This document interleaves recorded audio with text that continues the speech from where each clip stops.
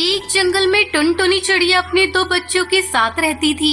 उसका पति कालू कौआ अपने खेत में आम की खेती करता था। आम बेचकर उसे अच्छी कमाई हो जाती थी, जिससे उसका पूरा परिवार खुशी से अपना जीवन बिता रहा था। एक दिन टुनटुनी अपने पति से कहती है, अरे पिंकी के बापू, मैं सोच रही थी इस बार नए साल भी अपने बच्चों को लेकर कहीं बाहर घुमाने चलते हैं। हाँ पिताजी, मेरी सारी सहेलियाँ नए साल की पार्टी मनाने शहर जा रही हैं। आप भी हम लोगों को लेकर शहर चलिए ना। नहीं बेटा, तुम्हें पता है ना, शहर में महामारी फिर से फैलने लगी है। ऐसे में पार्टी करना ठीक नहीं। ऐसा करो, तुम लोग इस साल घर में रहकर ही नया साल मना लेना। कुछ दिन इसी तरह बीत जाते हैं। एक दिन कालू जब अपने खेत पर आम को तोड़ने के लिए जाता है तो देखता है कि उसकी सारी फसल बर्बाद हो चुकी थी। वो दुखी होकर घर लौटता है। उसे दुखी देखकर उसकी बेटी पूछती है, क्या बात है पिताजी, आज आप बहुत उदास लग रहे हैं। आज आप हमारे लिए मिठाइयाँ भी नहीं लाए। हाँ जी, आज ऐसी कौन सी बात हो गई? पहले कभी आपको इतना उदास और दुखी नहीं देखा। क्या बताऊं पिंकी की माँ, पता नहीं कैसे सारी फसल एक ही रात में बर्बाद हो गई। अगर मैं फसल को बाजार में नहीं बेचूंगा तो पैसे घर कैसे आएंगे? मैं अपने बच्चों के लिए कहाँ से नए साल का तोहफा ला कर दूंगा।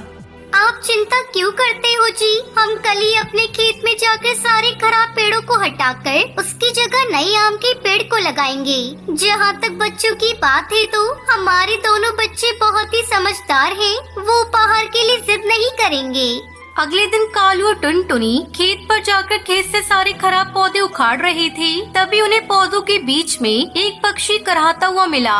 अजी सुनते हो जी, जल्दी इधर आओ। ये देखो, यहाँ एक पक्षी घायल पड़ा है, लेकिन अभी भी उसकी सांसें चल रही है। कालू और टुनटुनी दोनों उस पक्षी की देखभाल करने लगते हैं। थोड़ी देर बाद उस पक्षी की हालत में कुछ सुधार होता है और वो पक्षी एक परी में बदल जाती है।